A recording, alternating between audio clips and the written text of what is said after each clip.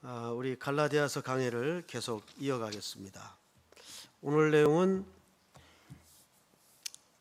베드로가 식사 자리에서 생겼던 일을 바울이 기억했다가 갈라디아 교인들에게 어떤 필요 때문에 서신에다가 인용해서 기록한 내용입니다.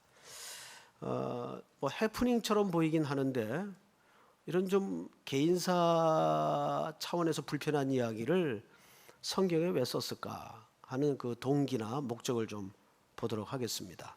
우리 11절을 좀 볼까요? 오늘 본문 첫 절입니다. 게바는 베드로를 얘기합니다. 베드로의 원래 이름이 게바입니다.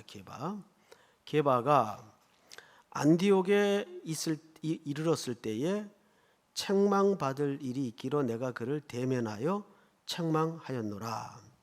자, 여러분 잠깐 앞을 보십시다. 게바가 어떤 이유 때문인지 모르겠는데 안디옥 교회를 방문했던 것 같습니다. 안디옥 교회는 당시 어떤 교회였는가? 이방 땅에 세워진 첫 번째 이방 교회입니다. 동시에 이 교회는 향후 전 세계에 복음을 전하는 이방 땅의 선교 기지가 돼요. 그리고 여기에서 사실상 그리스도인이라는 별명이 붙여집니다. 최초로 예수 믿는 사람들을 그리스도인이라고 별명이 붙여지는 아주 영광스러운 교회이기도 합니다. 이 당시 이 교회를 바나바가 목회를 하고 있었어요. 바나바는 아시는 대로 유대인이죠. 레위 지파의 유대인인데 예루살렘 본교회에서 파송이 돼서 이 이방에 생겨진 첫 교회를 담임하게 됐던 겁니다. 하다 보니까 사역이 너무 이제 버겁고 또 분량이 많아지고 하니까 사도 바울을 불러다가 이제 동역을 하게 된 거예요. 그래서 지금 이 안디옥 교회 지도자는 사실상 담임 목회자는 바나바고 동역자는 사도 바울입니다. 그러던 어느 날 베드로가 방문을 하게 된 거예요. 그래서 오랜만에 만났기 때문에 이제 식탁 교제를 했겠죠. 상을 이렇게 차려놓고 일부 유대인들, 바나바, 게바, 바울, 그리고 나머지는 이방교회 성도들 이렇게 해서 풍성하게 식탁 교제가 이루어지고 있었습니다. 자, 그런데 밖에서 누군가 소식을 하나 전해왔어요. 선생님, 손님이 찾아오셨는데요. 누구신지요? 예, 듣자 하니까 저 예루살렘 본교회에서 야고보 사도가 보낸 분들이라고 해서 찾아왔습니다. 이 이야기를 게바가 듣자마자 얼른 입을 싹 닫고 이방인들과 식사를 안 한 것처럼 시치미를 뚝 떼고 자리를 옮겨버렸어요. 근데 이 사람 혼자 행동으로 끝난 게 아니라 그걸 물끄러미 쳐다보고 있던 같이 식탁을 자리했던 유대인들이 야, 이거 우리도 같이 여기 앉아 있으면 안 되는 자리 같다 분위기상 해서 같이 떠나버렸습니다. 근데 더 심각한 것은 그 안디옥 교회 담임 목회자격인 바나바도 이 분위기 이상하네. 나도 이 숟가락 놔야 되겠다 하고 같이 입을 싹 닫고는 자리를 떠나버린 겁니다. 자, 이 사람들이 떠난 것까지는 그렇다 쳐요. 그러면 이들과 같이 흥겹게 이제는 한 가족이 되었고 한 공동체가 되었고 한 지체가 됐다고 좋아라 하고 구원받은 이방교회 성도들은 뭐가 되는 거예요? 갑자기 식사하다가 저 예루살렘 본교회에서 야고보 사도, 야고보는 누구냐 하면 예루살렘 최고 지도자입니다. 보낸 사람들이 헬라파 그리스도인들이에요. 왔다는 소식을 듣고 이런 일이 벌어진 거예요. 자, 그래서 우리는 이 사건이 훗날 이렇게 기록이 되기까지는 뭔가 이 속에는 엄중한 원리가 감춰져 있겠구나, 이 생각을 해야 됩니다. 근데 이 광경을 누가 보고 있었을까요? 같이 배석에 있던 사도 바울이 보고 있다가 저 사람들 지금 뭐 하는 짓이야? 밥 먹다가 본부 교회에서 사도가 보낸 사람들이 왔다고 해서 이렇게 행동을 싹 감추듯 위장할 수가 있나 하고, 그 빌미를 제공한 대선배 베드로를 불러다가 책망을 했다고 되어 있는 거예요. 자, 바울과 베드로는 누가 선배입니까? 베드로가 대선배죠. 바울은 사도들 중에도 만삭되지 못한 자 같은 존재예요. 군대 말로 말하면 줄 끝에 서 가지고 끝도 안 보이는 군번입니다. 어디다 대고 대선배를 불러다가 야단을 쳐요. 예? 예를 들어서 우리 교회 막 들어온 지 얼마 안 되는 어떤 교육전사님이 이런 공개적인 자리에서 그 담임 목사님이 그런 식으로 하면 되겠습니까? 막 댕댕거리고 그랬다면 여러분들은 둘째치고 제 입장에서 저 친구가 돌았나? 그러지 않겠어요? 아니 뭐 할 얘기 있으면 조용히 나한테 와서 하든지 하지, 저 공개적인 자리에서 뭐 하는 거야? 이러지 않겠어요? 근데 이것도 개인적으로 야단을 친 게 아니고 공개적으로 야단을 친 겁니다. 그러니까 베드로 입장에서 얼마나 불편해요. 게다가 이 기록이 뭘 자랑이라고 후대에 남겨지는 기록으로 여기 자리매김을 하고 있단 말이에요. 자, 그러면 이게 우리가 그렇게 쉽게 생각할 부분은 절대 아니라는 얘기가 됩니다. 이게 도대체 여기 무슨 의미가 담겨져 있길래 이 식사 중에 생겼던 소동을 바울은 꾸역꾸역 기록을 했을까? 뭐 자기 자랑을 하려고 위신을 세우기 위해서 한 일은 더더욱 아닐 테고, 대선배 입장에서는 굉장히 불편한 기록인데 이런 기록이 여기 기록이 돼 있단 말이에요. 그래서 우리는 이제 차근차근 이제 한 절 한 절씩 좀 들어가 보십시다. 11절을 다시 보세요. 게바가 안디옥에 이르렀을 때 책망받을 일이 있기로 내가 그를 대면하여 책망하였노라. 바울이 지금 과거에 있었던 일을 기억하여 기록하는 거죠. 야고보에서 온 어떤 이들이라고 되어 있어요. 자, 여러분 이제 앞을 보십시다. 이 부분을 풀어야 돼요.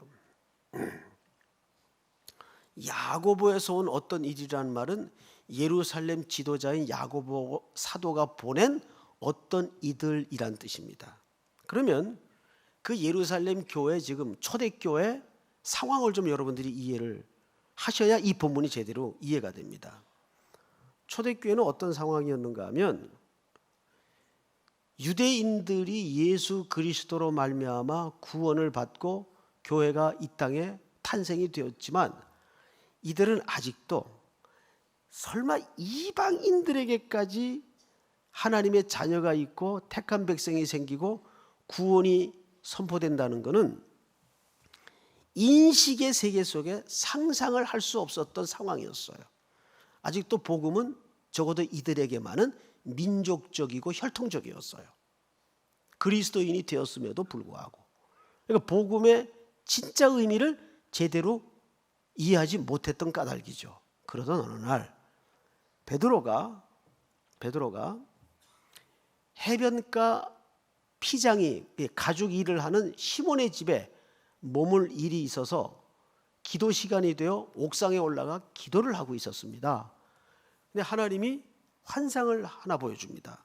하늘에서 보자기 하나가 이렇게 내려오는 거예요. 보자기 하나가. 그 보자기 안을 들여다봤더니 유대인이 율법상 절대 먹어서는 안 되는 불결한 짐승이 그 안에 꽉 차 있는 거예요. 더구나 하늘의 음성 속에 이것을 먹으라라고 지시를 해요. 그러니까 베드로가 정통 유대인의 대표자로서 있을 수 없는 일이죠. 펄쩍 뛰입니다. 내가 이걸 어떻게 먹습니까? 우리 유대인의 율법상 이건 안 됩니다. 그러니까 하늘의 음성 속에 이런 지시가 울려집니다. 아니, 하나님 내가, 창조주인 내가 깨끗하다 해서 먹으라 하는데 네가 무슨 기준으로 율법상 더럽다, 불결하다 함부로 까부느냐. 이러다가 환상이 깨고 밖에서 문 두들기는 소리가 들린 거예요. 나가봤더니 이방 백부장 고넬료 집에서 사람을 하나 보냈어요. 그리고는 하는 이야기가, 선생님, 우리 주인이 로마의 백부장 고넬료라는 사람인데 너무너무 예배를 드리고 싶어하고 하나님의 말씀을 듣고 싶어합니다. 오셔서 예배 좀 인도해 주시고 우리에게도 말씀을 좀 가르쳐 주십시오. 이렇게 된 거죠. 그 환상이 연상이 돼서 베드로는 주저하지 않고 갑니다. 가서 정말 보니까 이방인들인데 식구들을 모아놓고, 더구나 그 고넬료는 겸손하게 앉아서 베드로를 맞는 거예요. 마치 신을 모시듯 베드로를 영접하는 겁니다. 예배가 이루어지고 말씀이 선포되는 가운데 놀라운 일이 발생했어요. 놀라운 일이, 성령이 임하고 구원받는 수가 벌어진 거예요. 이걸 베드로가 경천동지할 눈으로 확인한 겁니다. 세상에 이게 있구나. 이방인들도 하나님의 택한 백성이 있구나. 이게 확인이 되고 자기가 경험을 한 겁니다. 그래서 흥분을 해가지고 돌아와서 예루살렘 본 교회에다가 보고를 하게 된 거예요. 그랬더니 이 예루살렘 교회 반응을 좀 보세요. 사도행전 11장 큐. 네. 유대에 있는 사도들과 형제들이 이방인들도 하나님의 말씀을 받았다함을 들었더니 베드로가 예루살렘에 이제 도착을 했죠. 할례자들이 비난하여, 이 할례자들은 예수 그리스도를 믿긴 믿지만 그래도 우리가 우리 민족의 율법의 전통인 할례를 받고 율법을 지켜야 됩니다라고 복음에다가 오직 믿음으로만 구원을 얻는다라는 복음에다가 플러스 알파를 주장하는 사람들이에요. 이게 할례파 그리스도인들이에요. 할례자들이 뭐 했죠? 베드로를 비난합니다. 비난한 이유는 3절 다 같이 시작. 이르되 내가 무할례자의 집에 들어가 함께 먹었다 하니. 이건 어느 집 사건을 상기시키는 걸까요? 고넬료 집의 사건을 상기시키는 겁니다. 그래, 이방인들에게 구원이 임한다는 건 우리도 인정할게. 그렇지만 그렇다고 해서 당신이 교회 지도자로서 그 무할례자의 집에 들어가서 그들과 식탁 교제를 같이 하는 건 이건 아니지 않느냐, 이렇게 된 거예요. 할례파 유대인들이. 자, 그러면 적어도 유대인들에게 식탁을 같이 한다는 건 무슨 의미일까요? 이것은 제일 중요한 가치가 첫 번째, 우린 가족이라는 정체성을 선포하는 겁니다. 우린 이제 한 가족이다, 한 지체다, 한 공동체다, 한 형제다를 공식적으로 선포하는 중요한 사인입니다.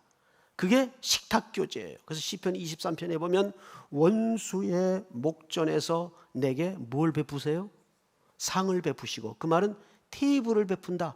식탁의 한 가족으로 초대되었다 그 말이에요. 우리가 하나님의 식탁에 왕궁의 왕자로 공주로 초대된 그것을 얘기합니다. 그래서 유대인들에게 적어도 식탁교제는 상대를 어떤 존재로 정의하느냐를 가늠하는 잣대입니다. 그래서 이것 때문에 베드로가 비난을 받고 난리가 났어요. 그래서 이 소란이 딱 두 개파로 나누어집니다. 하나는 그래도 이제부터 복음 안에서 우리는 율법으로부터 자유를 얻고 유대인이나 이방인이나 그리스도 안에서 하나이며 오직 믿음으로만 구원을 얻습니다. 그리스도의 보혈로만 전부 다 하나가 되었습니다 를 순수하게 복음을 주장하는 쪽이 있는가 하면 반대로, 그렇지만 모세의 전통은 지켜야 됩니다. 이방인들과 식탁교제를 해서는 안 됩니다. 할례를 받게 해야 됩니다. 이것이 할례파 유대인들이에요. 이것 때문에 시끄러워졌어요, 교회가. 어수선해졌어요. 뭐 도대체 뭐가 맞냐? 옥신각신 하다가 급기야는 어떤 일이 발생했는가 하면 일부 잘못된 그리스도인들이 자기들의 주장을 펼치기 위해서 할레파 유대인들, 그리스도인들 중에 막 돌아다니기 시작한 겁니다. 자기들의 주장을 견고하게 하기 위해서 돌아다닐 때 그냥 돌아다닌 게 아니라 우리는 야고보 사도가 보내서 온 사람들입니다. 즉 자기들의 권위를 더 씌우기 위해서, 자기들의 말의 신빙성을 더하기 위해서 야고보 사도는 시킨 적도 없고 보낸 적도 없는데 우리는 예루살렘 그 담임 목사님 야고보 사도 아시죠? 그분이 보내서 온 사람들인데 그분이 이렇게 말하라고 가르쳤습니다.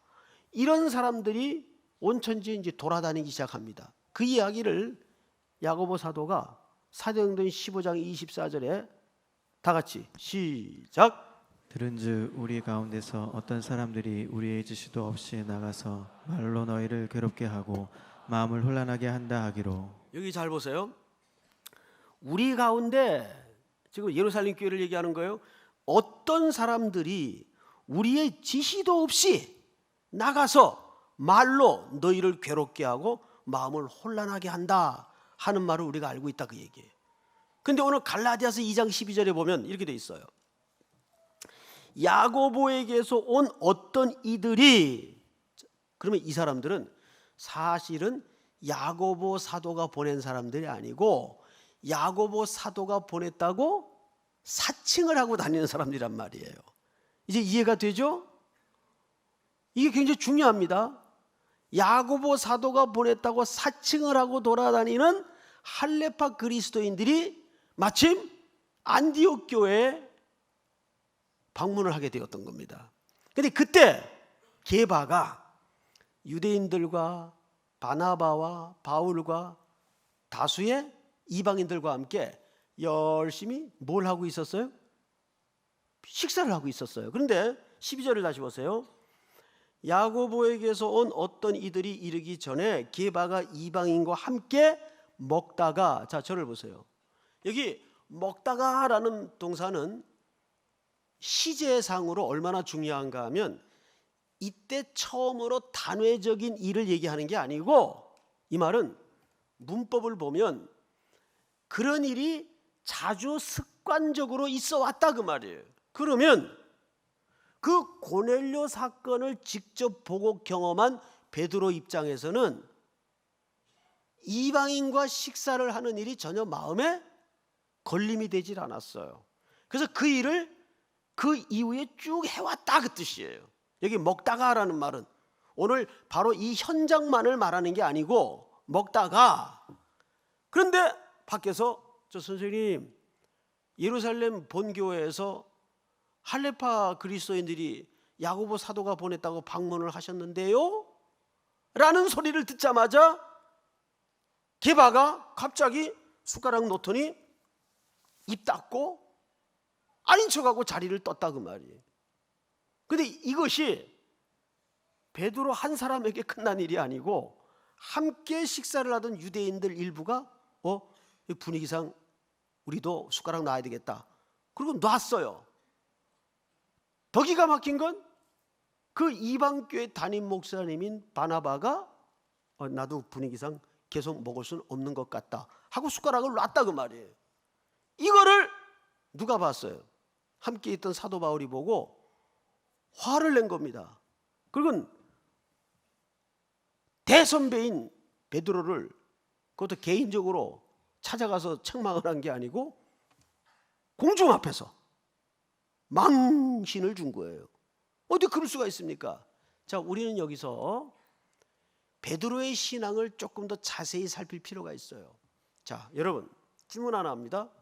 베드로는 그가 알고 있는 복음의 진리 속에서 이방인들과 유대인이 하나라는 걸 알고 있어요? 모르고 있어요? 알고 있는 사람이에요. 그렇죠? 그리고 따라서 그들과 한 형제됨, 한 지체됨을 확인하는 식탁의 교제를 나누어 왔습니까? 안 나누어 왔습니까? 나누어 왔어요. 오늘도 그 자리입니다. 그러면 우리는 정확히 베드로의 신앙의 지식이 어떤 내용을 갖고 있는가를 우리는 확인하게 됩니다. 그런데 오늘 이 자리에서 베드로는 자기가 알고 있는 신앙의 지식대로 행동을 했습니까? 안 했습니까? 행동을 안 한 거죠. 유대에서 찾아온 헬라파 그리스도인들이 왔다는 소식을 듣고 아닌 척하고 자리에서 일어나 버렸어요. 아닌 척하고 그가 알고 있는 복음의 진리, 그 진리가 주는 자유로부터 스스로 제한을 시키는 어리석은 행동을 하고 말았어요. 그 행동은 지금 어떤 위기를 맞게 했냐면 전 공동체가 같이 걸려 넘어지게 하는 위기를 맞게 했어요. 더더군다나 심각한 것은 함께 형제되어 식탁을 나누던 이방인들이 상심을 하고 넘어지는 결과를 빚고 말았습니다. 여러분, 디모데 전서 5장 20절을 한번 볼까요? 같이 읽겠습니다. 시작. 범죄한 자들을 모든 사람 앞에서 꾸짖어 나머지 사람들로 두려워하게 하라. 이 일이 베드로와 바울 사이에서 개인적으로 일어난 일 같으면 이거 성경에 안 썼을 겁니다. 그런데 이 일로 어떤 개연성이 지금 발생했는가 하면 자칫하면 이 역사 속에 우리 그리스도의 교회가 두 개가 존재할 수 있는 개연성이 벌어진 거예요. 유대인의 하나님의 교회, 이방인의 하나님의 교회가 따로 생기게 버렸습니다. 누구 때문에? 베드로 때문에. 이걸 모두가 다 지금 봤어요.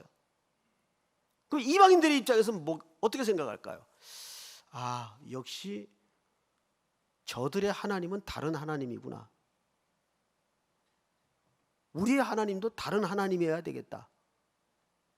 자칫하면 역사적으로 교회사적으로 교회가 두 종류의 교회가 존재하기 쉬운 위험에 지금 이 상황이 빠진 겁니다. 이거는 매우 엄정한 순간이었어요.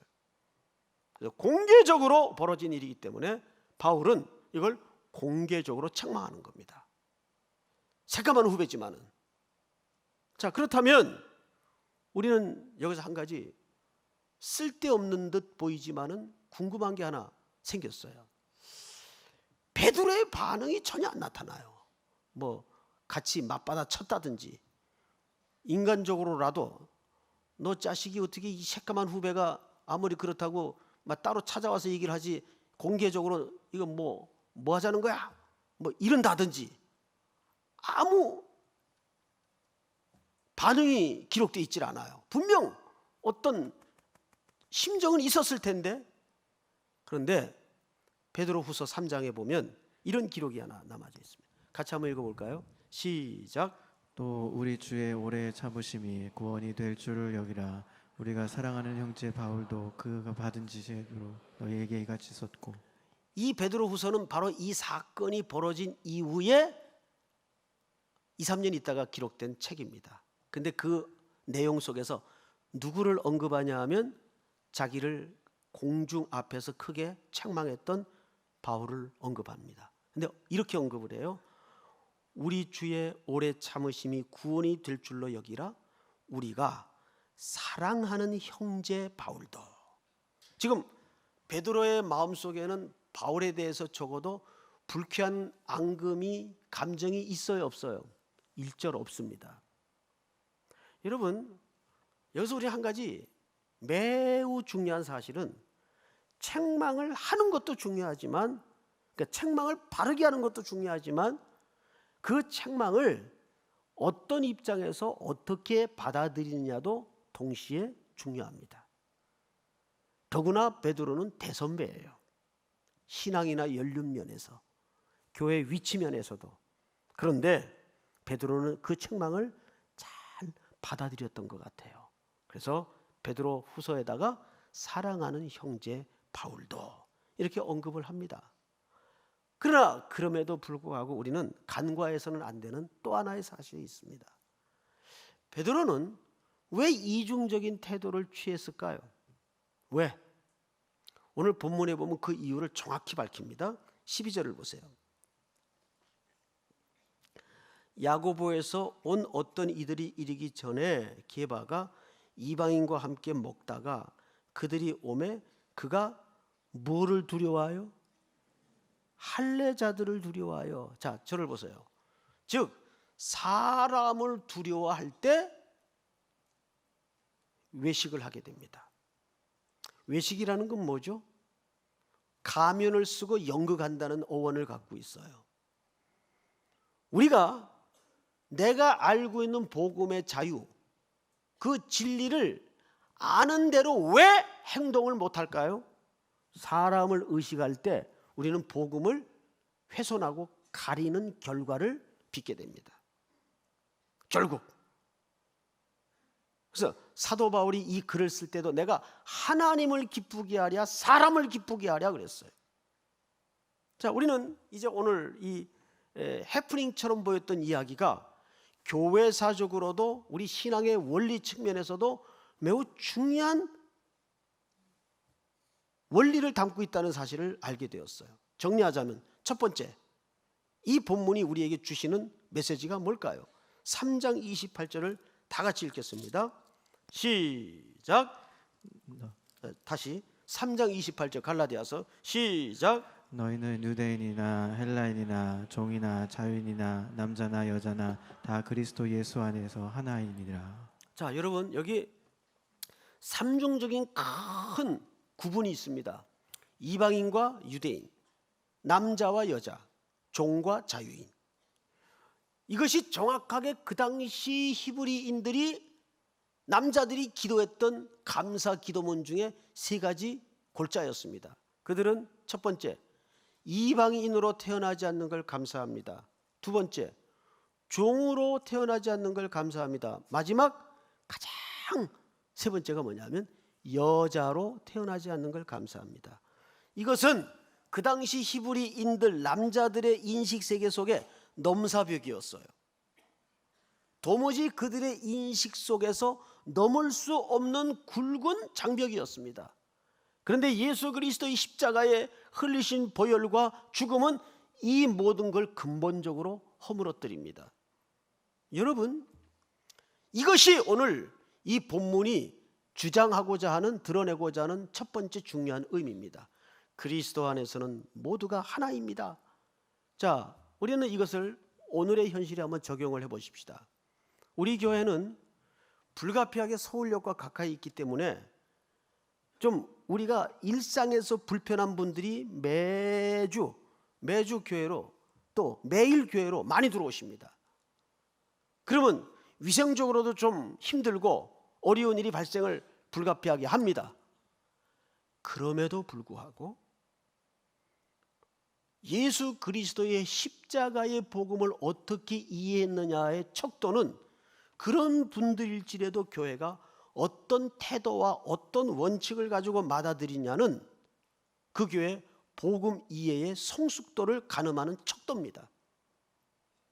이 땅의 사회적 소수자들, 이 땅의 약자들, 장애인들, 상대적 박탈감으로 폭발 직전에 있는 시한폭탄 같은 사람들, 강도 만난 자들, 이런 분들을 우리가 휴머니즘적 차원에서 안고 맞아들이는 게 아니라 십자가의 구원을 경험해서 구원받은 성도로서 우리가 어떤 인간 이해를 갖느냐는 매우 중요한 그 교회의 성숙도요 척도입니다.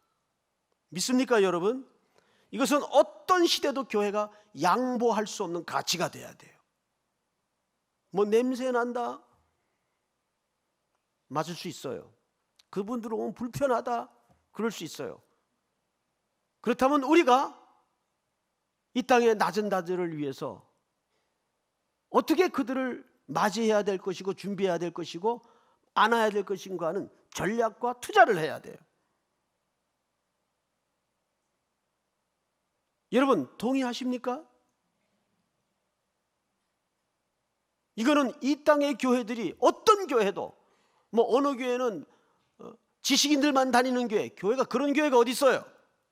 그건 잘못된 교회입니다. 어떤 교회는 있는 사람들만 모이는 교회, 아닙니다. 그것이 오늘 이 신인류의 벽이에요. 사실은 어쩌면 이 당시 유대인들 인식 구조 속에 철저하게 가로막고 있었던 인식보다 더 무서운 교만한 벽입니다. 그리고 두 번째는 게바가 넘어졌던 가장 중요한 이유는 왜 자기 안에 이해하고 있는 복음과 행동이 달라야 했는가? 왜 외식의 함정에 빠질 수밖에 없었는가? 하나님보다는 사람을 의식하는 기준을 갖고 있었기 때문입니다. 사람을 의식했어요. 그리고 마지막 세 번째로 제가 가끔 여러분들에게 이런 말씀을 드려오곤 했습니다. 여러분, 교회의 제일 중요한 가치는 화평입니다. 지금도 그 말은 제가 맞습니다. 무엇보다 옳고 그름을 따지는 것보다 화평의 가치가 우선입니다. 여전히 맞습니다. 근데 거기서 말하는 옳고 그름이라는 것은 본질적인 옳고 그름을 말하는 게 아니에요. 비본질적인 옳고 그름을 따지지 말자 그 말이에요. 예를 들어서 뭐 지극히 한 예를 드는 겁니다. 목사가 양복을 입고 설교를 하는 게 맞냐? 가운을 착용하고 설교하는 게 맞냐? 이건 진리 문제 아니에요. 이거는 교인들이 그 양복도 제대로 못 입는데 가운 입어라 그러면 가운 입는 거예요. 그건 본질도 아니고 진리도 아니에요. 그걸로 옳으냐 틀리냐 시비에 말릴 필요 없다 그 말이죠. 어느 교회는 교회가 흰 피아노를 갖다 놨어요. 그때 장로님 한 분이 야, 교회가 무슨 캬바레냐, 무슨 피아노가 흰 색깔이냐. 원 세상에, 교회에 놓는 피아노는 전부 까만색이어야 됩니까?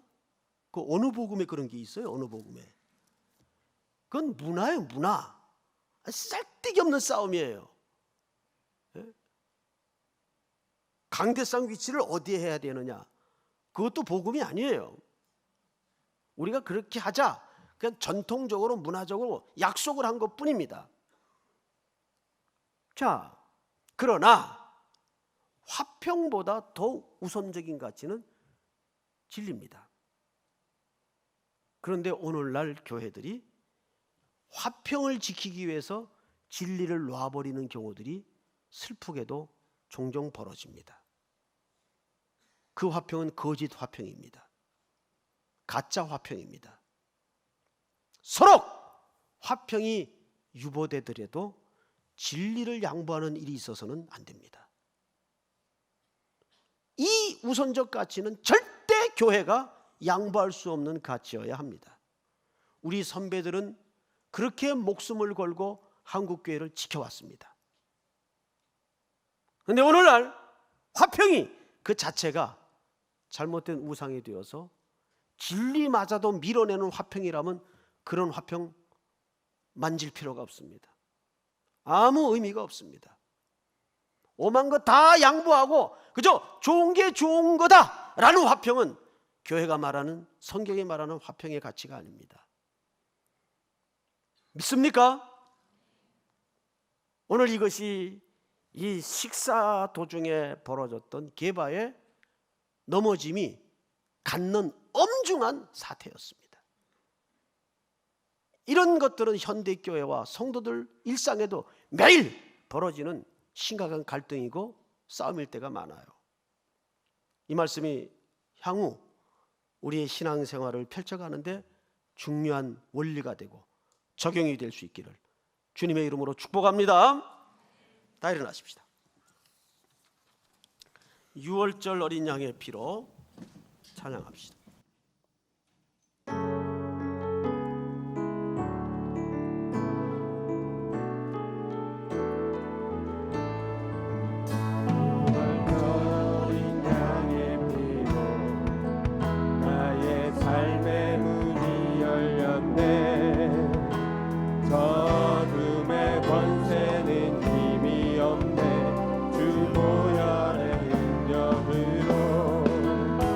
원수